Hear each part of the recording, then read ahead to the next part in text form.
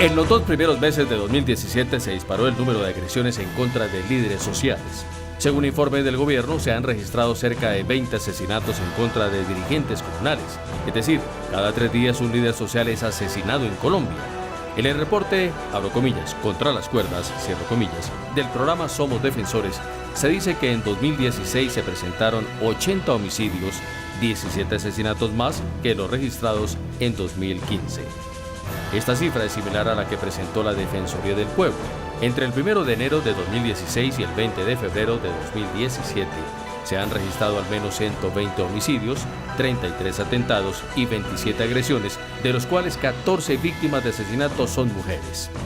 Estos ataques se han dado especialmente en los departamentos de Cauca, Antioquia, Córdoba y norte de Santander. En la última semana se presentaron los homicidios de los líderes sociales Fabián Antonio Rivera, Ruth Alicia López y Eder Cueitía Conda. ¿Cuáles son las causas de estos homicidios? Según el ministro del Interior Juan Fernando Cristo, abro comillas, tenemos claro que detrás de estos asesinatos hay mafias del narcotráfico, de minería ilegal, que pretenden ocupar territorios que fue dejado por las FARC en su desmovilización para capturar las fuentes ilegales de financiación, que son el narcotráfico y la minería ilegal, cierro comillas. El 23 de febrero el gobierno y las FARC instalaron la Comisión Nacional de Garantías de Seguridad, acordada en La Habana para tomar medidas de protección para los líderes sociales, entre las medidas tomadas por el presidente Santos están. Ordené a las fuerzas militares y a la Policía Nacional redoblar su presencia en los territorios en los que antes hacían presencia las FARC. Son 65.000 hombres que se dedicarán a este propósito y que ya están llegando casi en su totalidad a los territorios. Pregunta: ¿quién está matando a los líderes sociales en Colombia?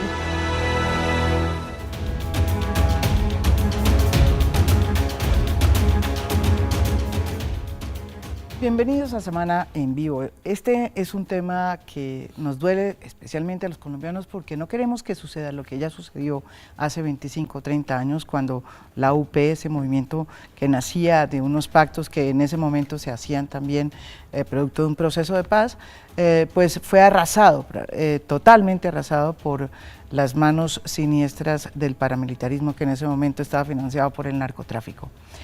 No queremos que se repitan de nuevo esos momentos aciagos y por eso hay que alertar y prender todas las alarmas cuando esas cifras van en aumento y cuando en este año solamente, lo que ha ocurrido este año, ha habido por lo menos 20 líderes sociales. Me dirán ustedes si estoy equivocada en las cifras porque ese es el otro tema, quiénes son realmente los líderes sociales y quiénes no son los líderes sociales en este país, pero realmente el aumento es complicado y por eso el tema es importante.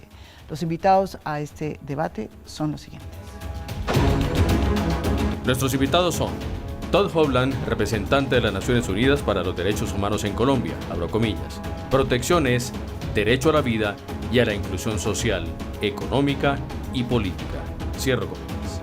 Juan Carlos Restrepo, director de Seguridad de la Presidencia de la República, abro comillas. Todo el Estado está comprometido en la garantía de la seguridad de los líderes sociales y de derechos humanos. Es una de las condiciones esenciales para la transformación del país. Cierro comillas. Diana Sánchez, coordinadora del programa Somos Defensores, abro comillas. Para que los homicidios contra los líderes y lideresas sociales paren, el Estado colombiano tiene que cambiar. Cierro comillas.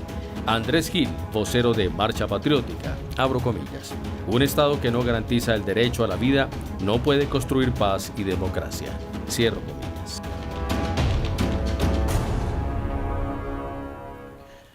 Bueno, de nuevo les agradezco a todos esta cita.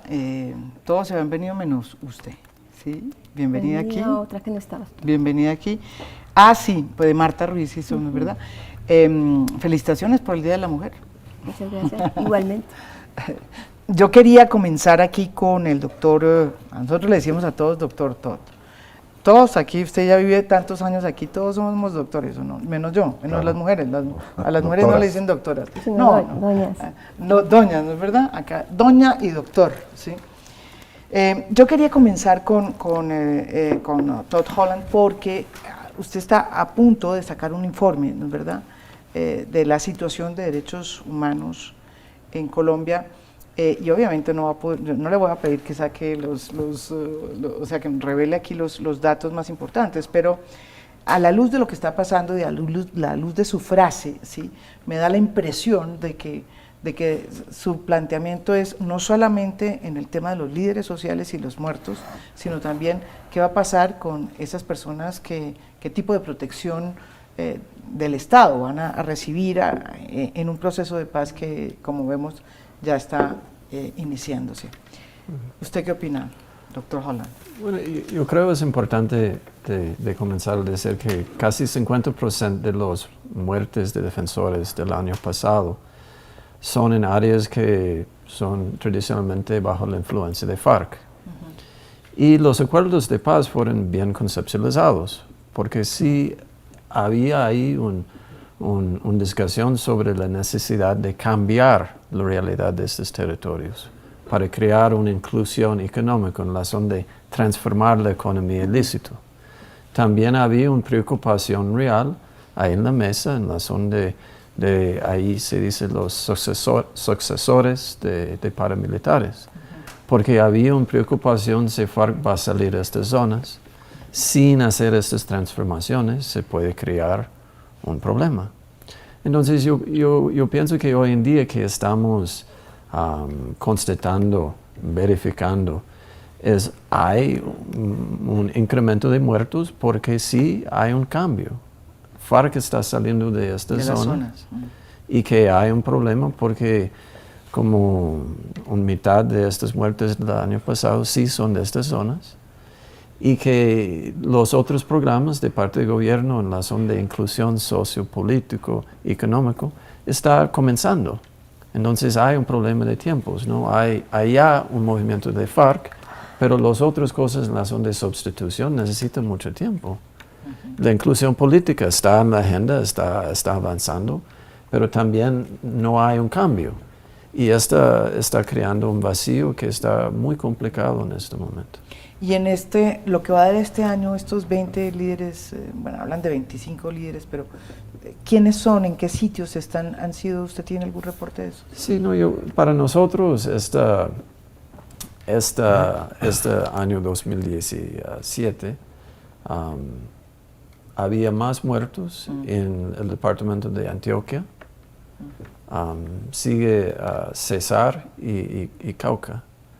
El año pasado había más muertes en Cauca, la segunda Antioquia. Pero yo creo es importante de notar que no todas las muertes están relacionadas del conflicto. Como para nosotros, 50%, un poco más, dependiendo un poco de mes. En los últimos como 6 meses, 8 meses, es como ahí siempre más o menos este figura. Y yo creo que se puede explicar también el incremento, porque para nosotros había un incremento como 50% entre 2015 y 2016.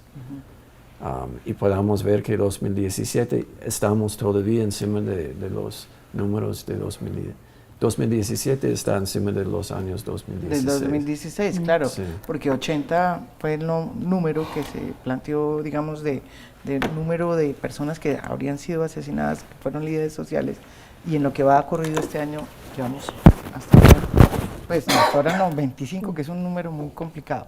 Yo quería darle aquí la palabra a Andrés Gil, que es un vocero de Marcha Patriótica.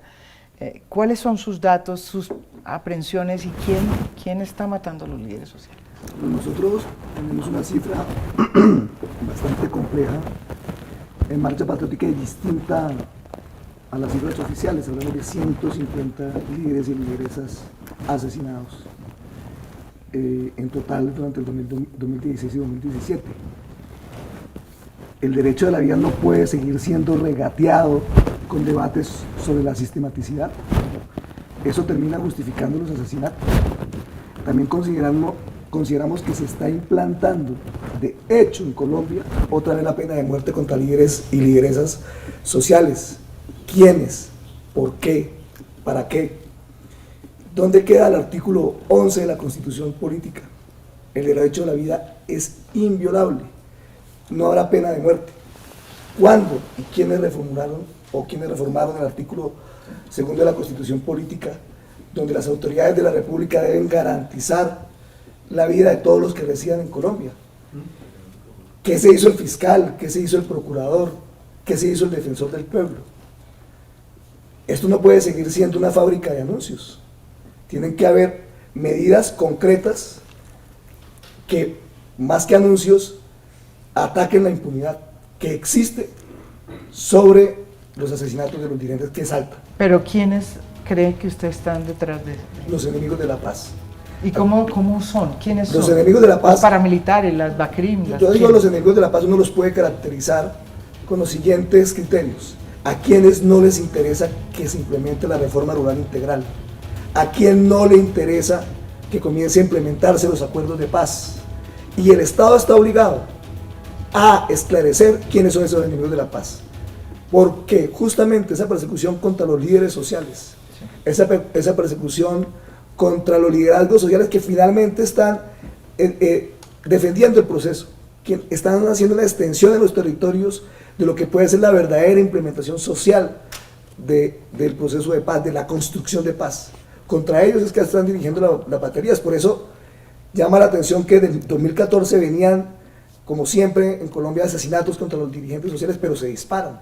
Y se disparan justamente cuando se ve la perspectiva ya del acuerdo, cuando se ve también que se abre la esperanza en el país de la construcción de la paz, y se enfila justamente contra quien puede ser un fundamento, quien puede ser un soporte en los territorios para la implementación de la paz. Según sus cifras, la mayoría de esas personas que han sido asesinadas, que han sido líderes, ¿son de Marcha Patriota? Marcha Patriótica, sí, Marcha Patriótica tiene una cifra de más de 120 líderes y lideresas asesinados desde 2014. De esos 180... Sí, del 2015 al 2016, sí. O sea, la mayoría. Ese es el gran debate que tenemos, justamente por eso criticamos ese debate sobre la sistematicidad y sobre todo la idea de revictimizar en desconocer los liderazgos sociales, desconocer sus vocaciones y desconocer que esos liderazgos sociales son los que están haciendo que se persiga a los dirigentes en los territorios y se les asesine. Pero no todos esos asesinatos tienen que ver con el conflicto,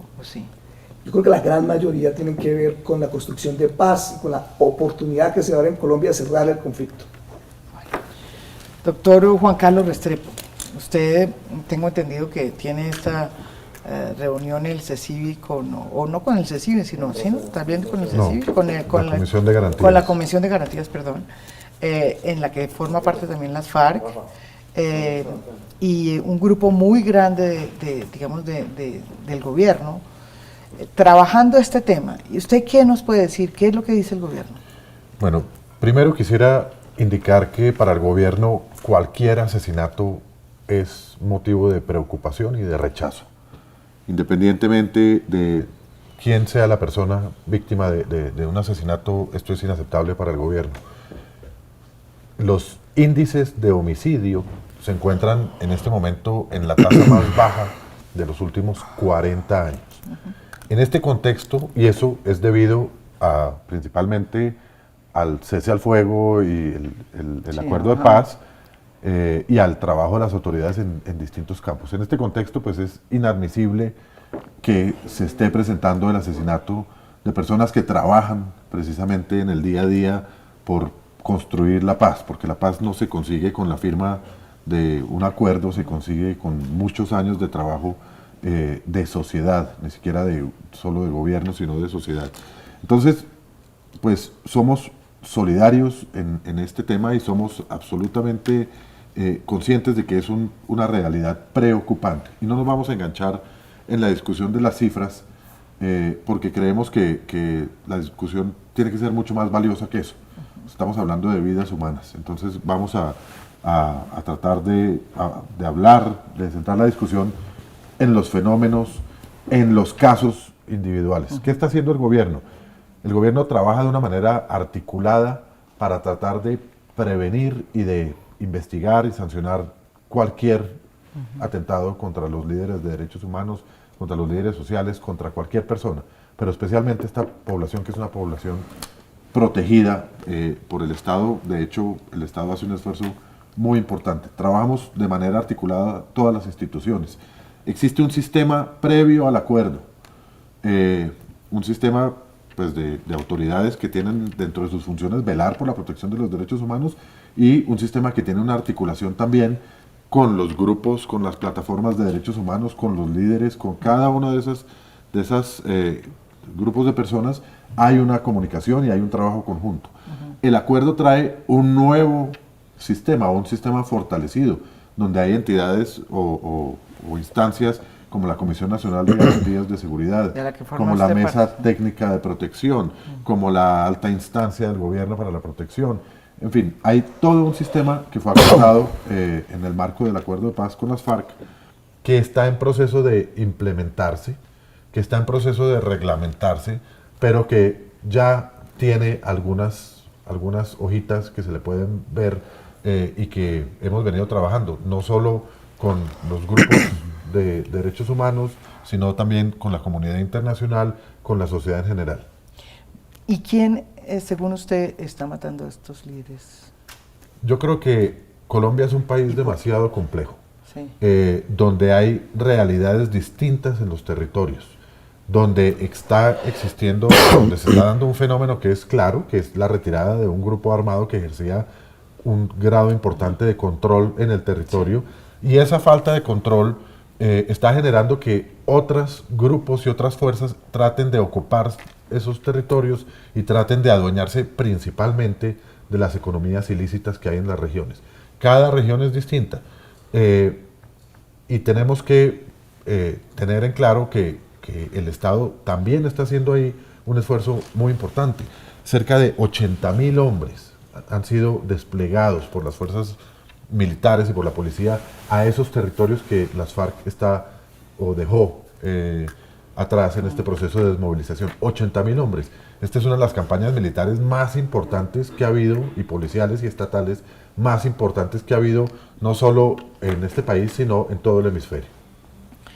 Le quiero dar la palabra aquí a Diana Sánchez. ¿Usted qué piensa que está pasando? Bueno, nosotros creemos y nos distanciamos de la postura del gobierno. Creemos que lo que está pasando es lo que siempre ha pasado. Es decir, aquí hay una matriz dentro de la institucionalidad que ha permitido y ha naturalizado históricamente que a los líderes sociales o las lideresas sociales y los defensores de derechos humanos los aparten del camino, porque son un estorbo para muchos poderes reales que hay en los territorios. Y eso no es de ahora. Aquí puede estar pasando algo que a uno se le ocurre en todos estos debates, y es que efectivamente vemos que las cifras sí han crecido exponencialmente, pero también puede ser que se están evidenciando más porque hay otras cifras que han bajado. Entonces, cuando se quitan cifras producto del conflicto sociopolítico y se bajan sustancialmente, lo cual saludamos y hacia allá debemos de tender hasta que desaparezcan, hay una cifra que no desaparece, que es la del ataque sistemático, ese sí sistemático, a los defensores y defensoras de derechos humanos, y no solamente con homicidios, con amenazas, con atentados, con otro tipo de agresiones. Así que nosotros sí creemos que hay varias razones. Unas económicas muy poderosas en los territorios, donde juega el tema de los cultivos de uso ilícito, sí, pero hay otras economías que unas pueden ser también legales y formales, y hay unos poderes y unos grupos o unas estructuras que están en los territorios y siempre han estado, pero el Estado nunca los ha combatido, el Estado nunca ha tomado el control y el monopolio de todos los monopolios que debe tener los territorios. Eso está estructurado en el establecimiento, por un lado, pero el otro tiene que ver con que esto siempre ha pasado y nunca se ha resuelto. En el gobierno del presidente Juan Manuel Santos hemos contabilizado alrededor de 450 homicidios de líderes y lideresas sociales. Y hasta ahora la Fiscalía ha resuelto 4 casos recientes, de los cuales uno solamente nos dice que es de carácter político, los otros tienen otros caracteres personales que no tienen nada que ver con el ejercicio de la defensa de los derechos humanos. Así que el establecimiento, yo creo que sí, y creemos que el gobierno es genuino en preocuparse, pero el establecimiento colombiano nunca ha estado preparado con legislación, con institucionalidad para proteger, prevenir y garantizar el ejercicio del liderazgo social, porque no se trata de proteger físicamente, se trata de quitar del contexto todos los actores armados o hay otros que no están armados, sino que pagan sicarios. Hemos comprobado que más o menos el 80% de las personas que asesinan son por sicarios, o sea que detrás de esos asesinatos debe haber una estructura que está pagando a alguien para que vaya y ejecute a una persona que es un estorbo para la construcción de paz, porque es que el conflicto armado en Colombia también ha sido ese velo que tapa otros conflictos, y al superar el conflicto armado por la vía política, se van a develar otra cantidad de intereses muy importantes y muy poderosos en los territorios, y las organizaciones sociales son las que se oponen a esas intervenciones y que siempre han existido en los territorios, y el Estado nunca se ha preocupado por eso. Sí, eso es evidente. Aquí lo que se está planteando es, bueno, el Estado, que en esas zonas nunca ha llegado sino de manera represiva, sino con la fuerza pública, digamos, el ejército y la policía, va a ser capaz de darle la mejor protección a esta población que siempre ha estado abandonada o no.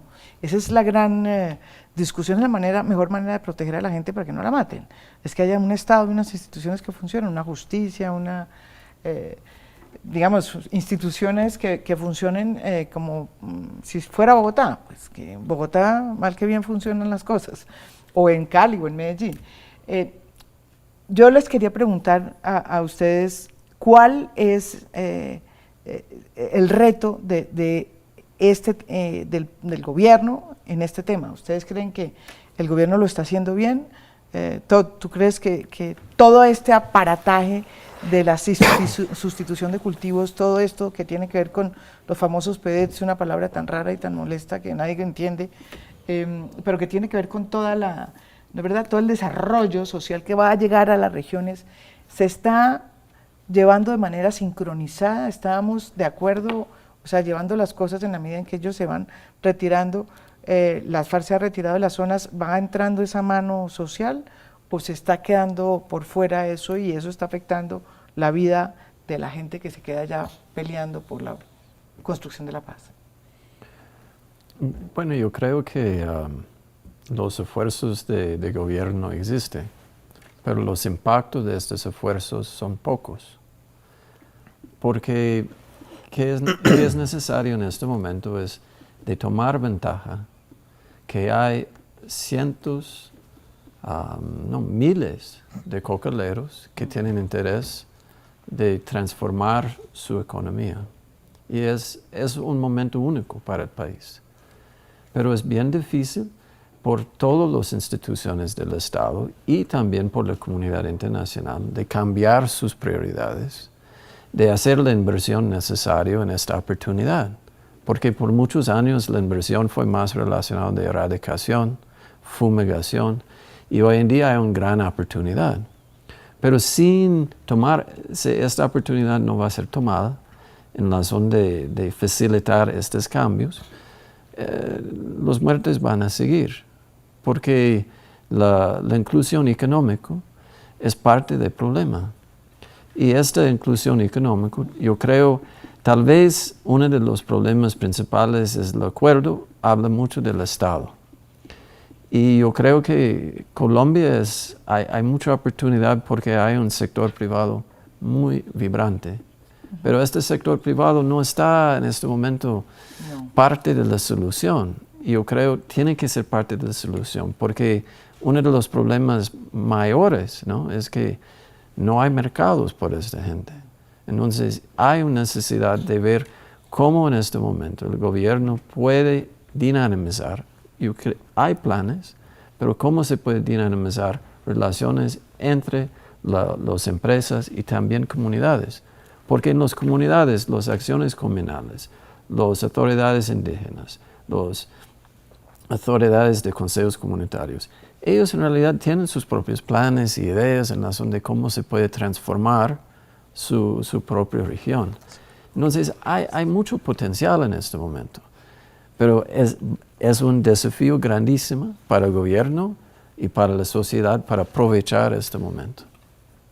¿Usted quiere hablar? Sí, yo quiero hablar. Andrés, que tiene mucho que decir en eso porque él ha tenido una experiencia. Si me permiten un segundito, porque tiene que ver con lo que dice Todd. Llevamos 90 y poquitos días desde la firma del acuerdo. Es decir, son 3 meses para resolver 52 años o más de conflicto y cerca de 200 años de abandono del Estado o de ausencia del Estado de unos territorios que no conocemos como sociedad.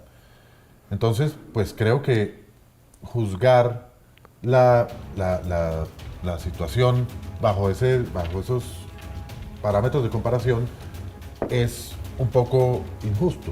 Estando de acuerdo con lo que dice Todd, en el sentido de que acá lo que hay es una necesidad de proveer oportunidades reales, que las tiene que hacer no solo el Estado, sino toda la sociedad que tiene que llegar allá.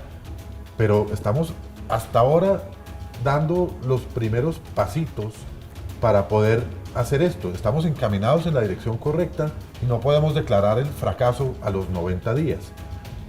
Para llevar esta inclusión económica era muy importante la firma del acuerdo, porque una de las razones por las cuales el Estado no llegó es que pues había un conflicto armado en la región y por eso mismo no había oportunidades reales para las personas, ni alternativas económicas para las personas que sembraban coca, para las personas que tuvieron que dedicarse o a una informalidad total o a una economía ilegal.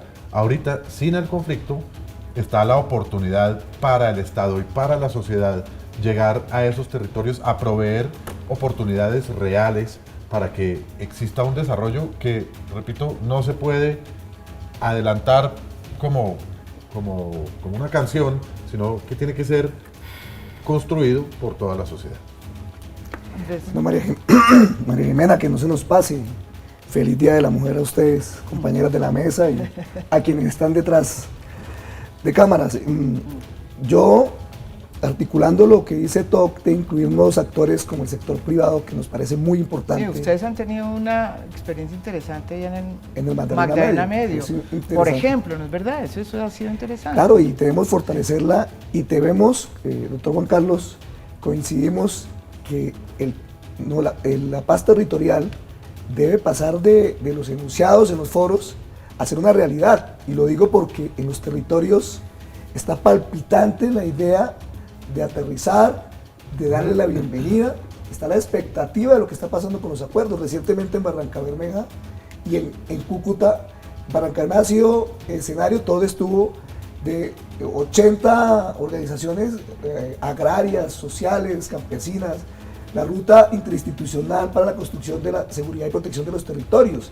Y allí las comunidades le estaban tendiendo la mano al Estado, al gobierno, a los empresarios, y el mensaje que enviaron fue: nosotros, en nuestra experiencia de resistencia social, en la sobrevivencia a la guerra, hemos construido una institucionalidad comunitaria que ponemos al servicio de la paz, de la protección de los territorios. No podemos seguir en los anuncios vacíos. Como Pastrana, el presidente Pastrana alguna vez anunció que acabaría con 50.000 hectáreas de cultivos de coca en un año. Hoy tenemos al ministro Pardo anunciando más o menos lo mismo. Lo mismo. Con esas amenazas, con esa incertidumbre, pero con la certeza en los territorios, los campesinos están firmando pactos con el gobierno y con las FARC para implementar. Es que no es poca noticia que comunidades del Tumaco estén firmando, las comunidades ahí de Putumayo, de Guaviare, por lo difícil que está la situación. ¿Usted cree esos pactos? Yo lo que veo es la certeza del campesinado de intentar, de creer, de darle la mano al Estado, de invitar al empresariado, de creer en el acuerdo. Creo que en los territorios está la oportunidad de darle despliegue a la paz. ¿Y empresarios han llegado? Yo creo que falta, y conversábamos con todos recientemente, la necesidad de generar espacios de articulación, espacios de intercambio, donde materialicemos los propósitos del empresario en sinergias con lo que está planteando hoy, por ejemplo, el movimiento campesino concalero. Volvemos después de esta pausa, porque nos pasamos aquí, nos están notando aquí, nos están regañando. Volvemos aquí después de esta pausa, estamos en Semana en Vivo.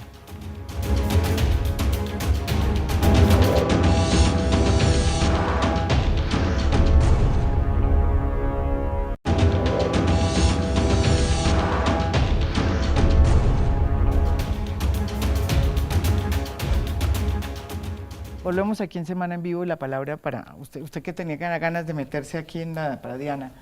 Aquí no hay que pedir la palabra, usted la coge. Perfecto, me la tomo. Sí.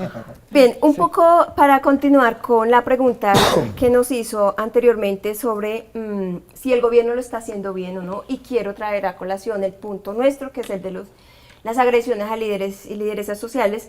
Nosotros creemos que el gobierno no es, el enfoque del gobierno no es bueno, y con ese enfoque no vamos a detener los homicidios, los atentados y las agresiones al movimiento social y derechos humanos en general, en la medida en que sigue teniendo un enfoque militarista. Y nosotros creemos que el enfoque militarista aquí hizo aguas hace mucho tiempo. Y justamente eso se ve cada vez que hay una respuesta de una ola, una cresta de asesinato, vamos a militarizar.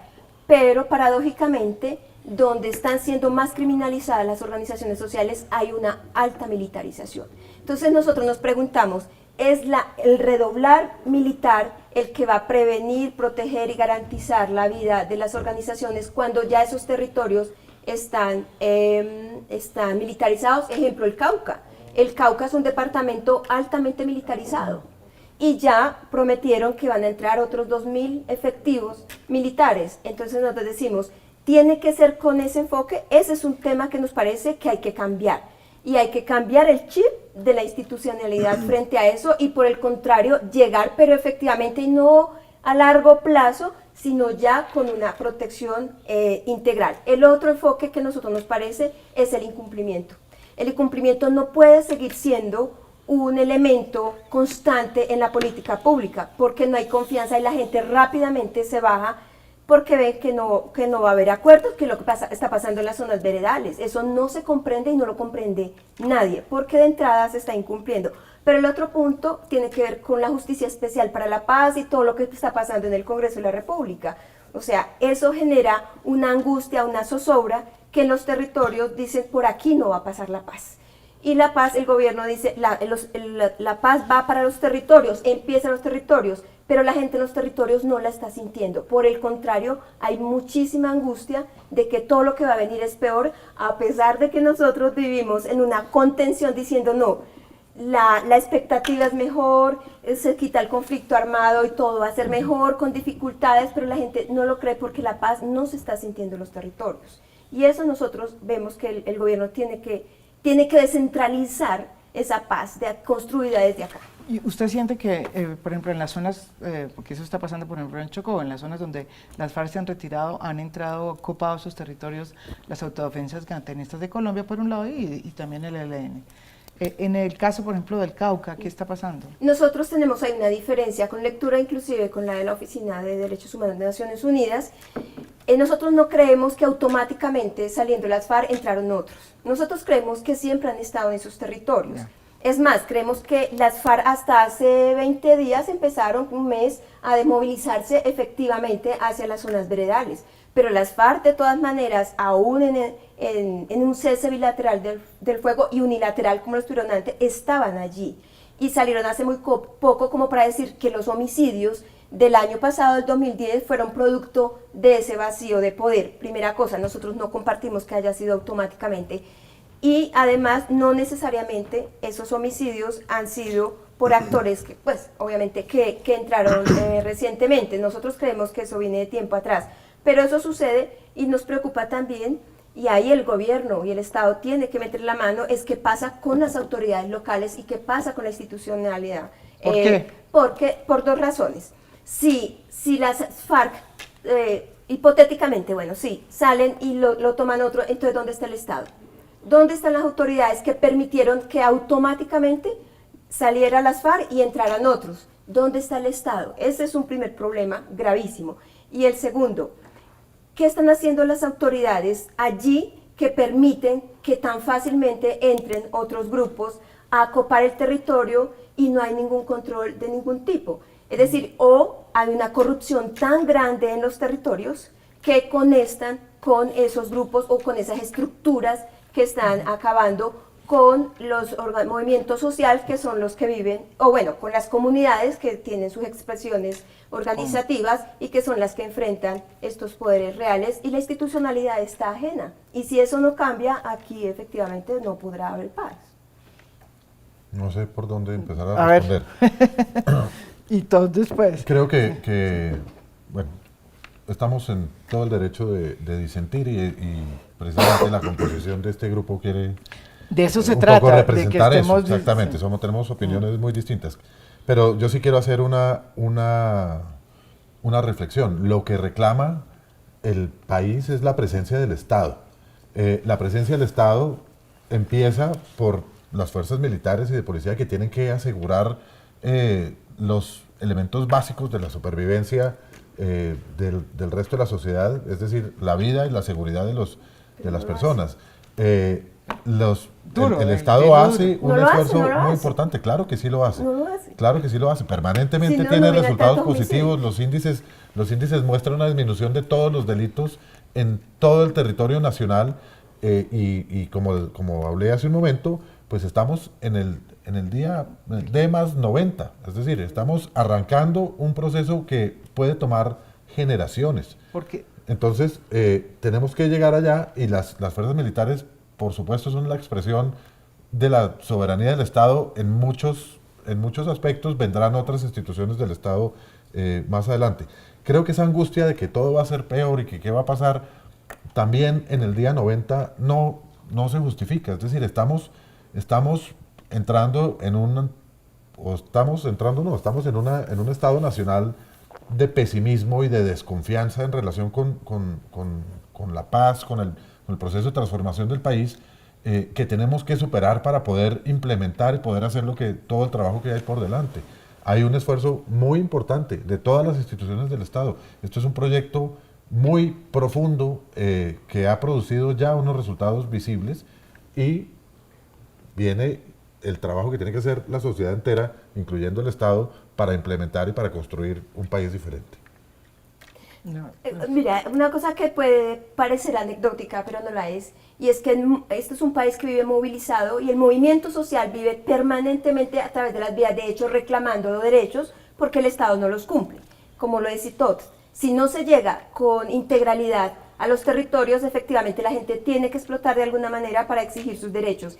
Y lo primero que mandan es la fuerza pública, llámese SMAT, llámese policía, que es lo mismo, o fuerza ejército, para contener a esa gente, al pueblo que está desesperado porque no tiene derechos. Y los mismos ejércitos dicen, es que a nosotros nos mandan a resolver lo que tienen que resolver los políticos, lo que tienen que responder los gobernadores, los que tienen que hacer el ejecutivo, el gobierno, y los mandan a ellos. O sea, no debe ser lo primero el ejército en los territorios, debe ser primero ese Estado político, ese Estado garante. Los garantes es la economía, son los derechos económicos sociales, la inclusión, la participación, etcétera. Y por último, la contención, que efectivamente son las fuerzas militares. Si ese enfoque no cambia, este país tampoco va a cambiar. Y eso es un chip muy, muy intronizado acá. Y nosotros creemos que tenemos que aprovechar esta coyuntura de paz para cambiar la doctrina de seguridad nacional. Porque ese es un debate que tenemos y lo estamos estudiando muy juiciosamente. El ejército ya cambió de doctrina, por lo pronto. Pero nosotros no hemos participado porque la doctrina puede seguir siendo la misma. Yo creo que estamos contradiciéndonos. ¿Cómo podemos exigir que se proteja a las comunidades, a todas las libertades que hay en los territorios que están amenazados, y al mismo tiempo que no sean las fuerzas de seguridad del Estado las que hagan presencia? Y las alcaldías, y las gobernaciones, y las personerías, y la defensoría, y la procuraduría, todas estas instituciones para que fueron creadas. El alcalde es el jefe de policía de los municipios. La policía se lo pasa por encima. La seguridad de los pobladores rurales debe estar inspirada en el respeto a la dignidad humana, debe ser una promoción de los respetos de los derechos humanos, debe ser inspirada en los valores de la democracia. Y debe estar articulada necesariamente la seguridad en el respaldo a la generación del proceso de desarrollo y el proceso de construcción de paz. No puede ser que el anuncio que haya de protección de los territorios es un despliegue militar que si bien puede ser necesario, es tremendamente, se centra fundamentalmente en como dice Diana, la militarización. ¿Dónde está el acompasamiento con medidas de desarrollo social? ¿Dónde está la preservación de esas medidas militares que muchas veces lo que sirven es para disparar también el asesinato de los líderes? ¿Dónde está también el acompañamiento de todo el proceso de la implementación? Nosotros no podemos ver aislado la posibilidad de la protección del territorio, no lo podemos ver solamente como la militarización, debe necesariamente que estar acompañado, doctor Juan Carlos, del proceso de desarrollo, y eso está rezagado históricamente y en el marco de la implementación de los acuerdos está rezagado. Y eso yo creo que debe haber un principio de reconocimiento. No podemos, este país se nos llena de anuncios, del debate mediático, y en los territorios donde pasan realmente los hechos, la realidad es otra. Lo que tenemos es que acompasar todas esas medidas, incluir a las comunidades como parte también de los liderazgos de la protección del territorio, no verlos como enemigos, porque muchas veces toda esa presencia militar se hace desarrollando la idea de que la comunidad, y en eso yo creo que falta profundas reflexiones, aunque también es cierto que advertimos cambios, pero faltan profundas reflexiones en el sentido de incluir a la comunidad en esas reflexiones frente al tema de seguridad y acompasarla con inyecciones rápidas de inversión social efectiva, donde también es importante el protagonismo de las comunidades. El acuerdo, como usted lo dice, refleja rutas importantes en esa materia. En la materia de seguridad, donde digamos, el concepto es seguridad humana. El concepto no es seguridad nacional, sino el concepto de seguridad humana, despliegue de respeto a los derechos humanos, respeto a los valores democráticos y principalmente de aquellos quienes ejercen la oposición y quienes ejercen actividad política y social. Y acompasado necesariamente de una rápida y efectiva inversión social que también tiene que contar con esas comunidades que hoy son objeto, y yo ahí sí difiero de Diana. Yo sí creo que había territorios donde la FARC tenía un control fuerte y que hoy están expuestos. Y la comunidad hoy está reaccionando. En Yondó, Antioquia, acabaron de hacer una reunión 60 juntos de acción comunal con la policía y el ejército, porque ya había una banda de atracadores entrando al puerto, al casco urbano, y donde están vacunando a todos los pobladores rurales. En Remedios está pasando lo mismo, pero la gente se está pellizcando para reaccionar con medidas comunitarias de cohesión social. Está llamando al Estado a participar en la idea de protejamos el territorio conjuntamente, y está llamándolo a decir, no es solo con militarización. Esta es una gran oportunidad y no podemos perderla con anuncios mediáticos, tratando de distanciarnos de realidades que lo que nos reflejan es la posibilidad de generar oportunidades para cambiar lo que justamente el conflicto durante 52 años no logró cambiar, y la oportunidad de la construcción de la paz sí va a lograr cambiar. No son anuncios mediáticos. Primero, recuerdo, D+90. En segundo lugar, nadie dijo que fuera un enfoque solo militarista o que fuera solo la responsabilidad de las fuerzas de seguridad del Estado. Fueron los primeros en llegar a garantizar la seguridad. Pero usted conoce muy bien, como lo conoce Diana, todos los proyectos y todas las iniciativas que hay desde el punto de vista del posconflicto. El posconflicto, mucho más importante que la firma del acuerdo, es el posconflicto, es la implementación del acuerdo y es la convergencia de todos los esfuerzos de todas las ramas del Estado, sin excepción, para poder darle a esos territorios una opción de institucionalidad completa. Por supuesto, no solo los soldados y los policías van a estar allá. Allá va a llegar el SENA y debe llegar el sector privado, como lo hemos dicho varias veces. Los planes de posconflicto son serios, pero son un reto inmensamente grande, cuya implementación va a tomar tiempo, va a costar mucho y demanda, repito, del esfuerzo de la sociedad entera. Todd. Como hay oportunidades grandes en este momento para crear socios no esperados, pero esto va a necesitar que todo el mundo piense un poco distinta. Este viernes estamos facilitando una reunión entre CRIC y la Fiscalía. Entonces, ¿por qué? ¿Por qué? Sí. Porque CRIC tienen una idea muy clara en razón de qué está pasando en sus territorios. Y normalmente hay una fricción por años entre la Fiscalía y CRIC, porque había mucha judicialización de líderes. Pero hoy en día estamos en un nuevo momento. Entonces estamos buscando esta oportunidad de reforzar las autoridades locales, porque en realidad en todos los lugares hay autoridades, hay gente que está tratando de mejorar el bienestar de sus comunidades. ¿Y cómo se puede relacionar con el Estado? Este es un proceso, es difícil, y uno de nuestros trabajos es para tratar de crear puentes entre gente que antes estaba no tan aliado.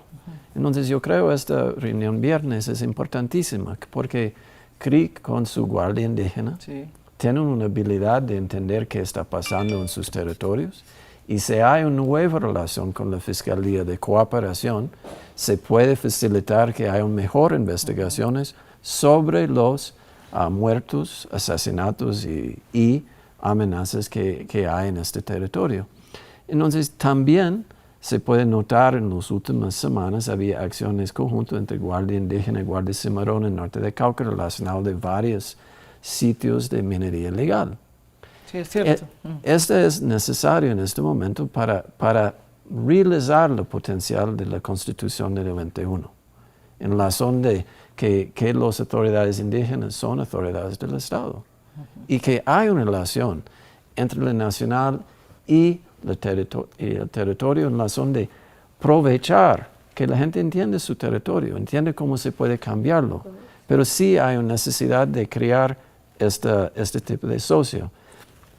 Por esa razón no es tan fácil, ¿no? Porque necesita un cambio de cultura de todo el mundo. Y estos son los procesos de paz, eso es lo que es bonito de los procesos de paz, porque se puede crear sinergias entre gente que no había antes. Pero hay una necesidad de aprovechar este momento para hacerlo.